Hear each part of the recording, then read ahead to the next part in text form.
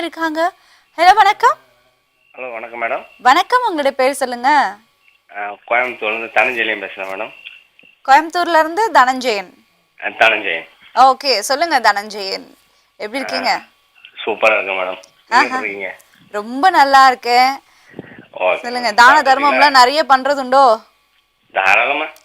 தாராளமா. எதை தானம் பண்றீங்க? நம்மளால என்னென்ன தர முடியுமோ எல்லாத்தையும் தான தர்மமாக கொடுக்க வேண்டியது.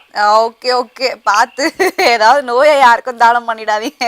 அப்படி இல்லை, நம்மளால நல்லது. சொன்னீங்க பாருங்க, அது ரொம்ப நல்லது. சரி சொல்லுங்க தனஞ்சயன், உங்களுக்கு என்ன பிரச்சனை? ஒன்றும் இல்லை மேடம். பொண்ணுங்களோட பஸ்ஸில் போகையில் லைட்டாக அவங்க சுடிதார் டாப்பு இல்லை அவங்க ஷால் விலனா கூட அதிகமான உணர்ச்சியில் கட்டுப்படுத்த முடியாமல் எமோஷனல் ஆயிடுது. எமோஷனல் ஆயிடுது? எமோஷனல் ஆச்சுன்னா என்ன ஆகுது? அழுகிற ஸ்டேஜுக்கு போயிடுது மேடம். இது அழுகிற ஸ்டேஜா? ஆமாம், கண்ட்ரோல் பண்ண முடியல என்னால் ரொம்பவே. ஓகே, அதனால அழுகுறீங்களா? அழுகிற கண்டிஷனுக்கு பேர் அழுகிறது இல்லை, அழுகிற கண்டிஷனுக்கு ரொம்ப எமோஷனல் ஆயிடுது. ஓகே, அதுக்கு எங்க அழுகணும்? எனக்கு புரியல ஆக்சுவலி. உணர்ச்சிகளை கட்டுப்படுத்த முடியல. சரிங்க சரிங்க, அதாவது வந்து உங்களோட விந்து வெளியே வந்துடுதுங்கிறீங்களா?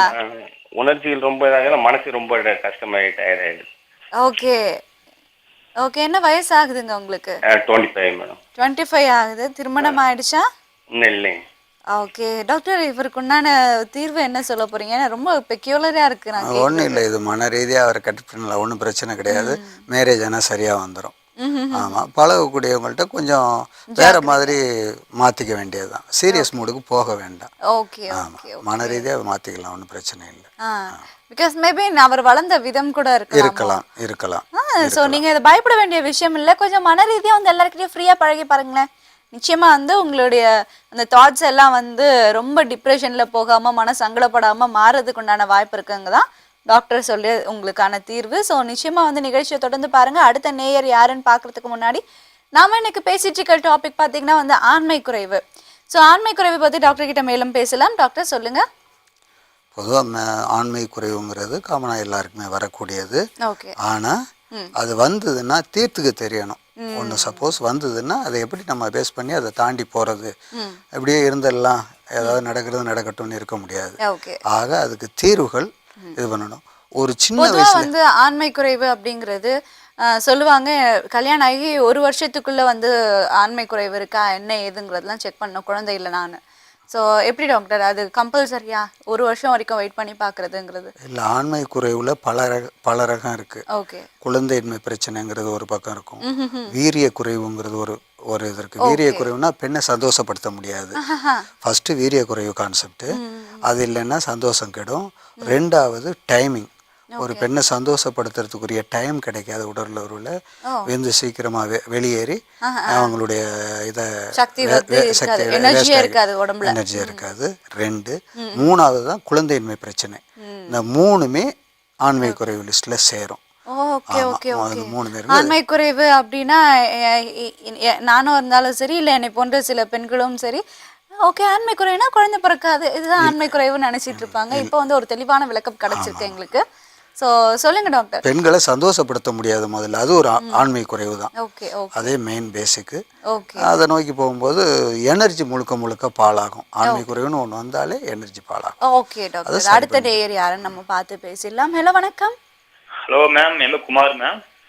சொல்லுங்க குமார். இப்பதான் ஒரு குமார். இப்ப இந்த குமார் யாரு? கொக்கி குமாரா? இல்ல மேம். இல்ல கொக்கி போடுற குமாரா? இல்ல குமார் நீங்க குமார் தான். ஓகேங்க, நம்ம வந்து சென்னையில இருந்து பேசுறோம். சரிங்க. இல்ல மேம், நாம வந்து ஒரு பொண்ணை லவ் பண்ணிட்டு இருந்தோம் 5 வருஷமா. 5 வருஷமா லவ் பண்ணிட்டு இருந்தீங்க. உங்களுடைய வயசு என்ன? 29. ஓகே, 5 வருஷமா லவ் பண்ணீங்க. இப்போ என்னாச்சு அந்த லவ்க்கு? அந்த லவ்வுக்கு ஒன்றும் பிரச்சனை இல்லைங்க மேம். அது வந்து இது வந்து ஒரு என்னன்னு சொல்றதுன்னா வந்து மேம், நான் அந்த பொண்ணு லவ் நிறைய வந்தீங்க அப்புறம் இல்லைங்க மேம், நானும் அந்த பொண்ணு லவ் பண்ணிட்டு 5 வருஷம் லவ் பண்ணிட்டு இருந்தோம். சரிங்க, அது கன்ஃபார்ம்ங்க. நீங்க லவ் தான் பண்றீங்க, அது யாருமே மறுப்பு சொல்ல. அதுக்கு அடுத்த விஷயம் என்னாச்சு? இல்லைங்க மேம், அவங்க வீட்டுல தெரிஞ்சு போய் அவங்க வந்து கொஞ்சம் இது திட்டினாங்க. அதாவது வந்து என்ன நானும் அந்த பொண்ணு பேசிட்டு இருக்கும்போது நேர்ல பார்த்து கேட்டாங்க. என்னப்பா என் பொண்ணு பேசிட்டு பிடிச்சிட்டு இருக்கு, என்னப்பா காரணம் என்னன்னு கேட்டாங்க. நான் இருந்துகிட்டு ஓப்பனாவே ஆமா நான் லவ் பண்றேன் உங்க பொண்ண, நான் கல்யாணம் பண்ணி ஆசைப்படுறேன் அப்படின்னு. ஓகே.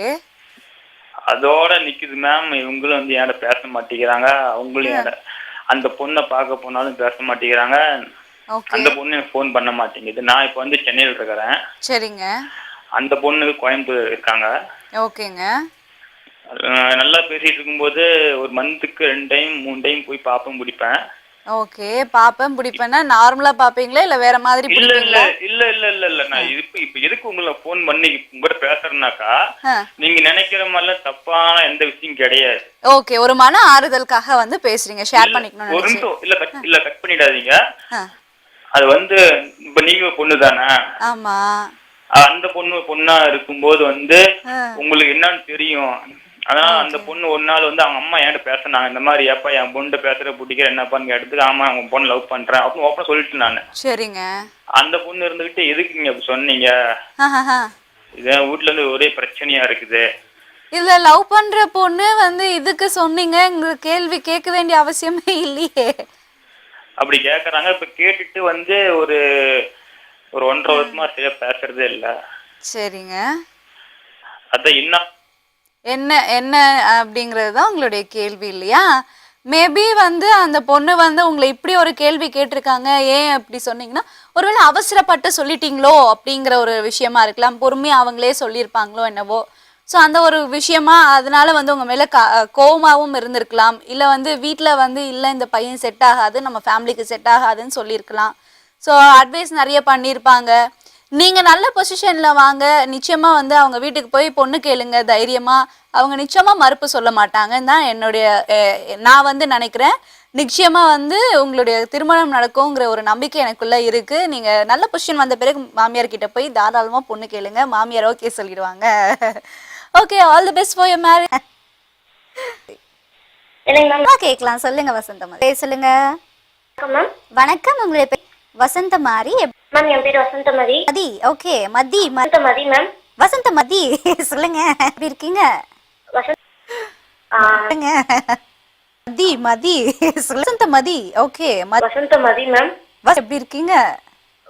வசந்தமாரி மேம். என் பேர் வசந்தமதி. சொல்லுங்க. வணக்கம், உங்களுடைய பேர்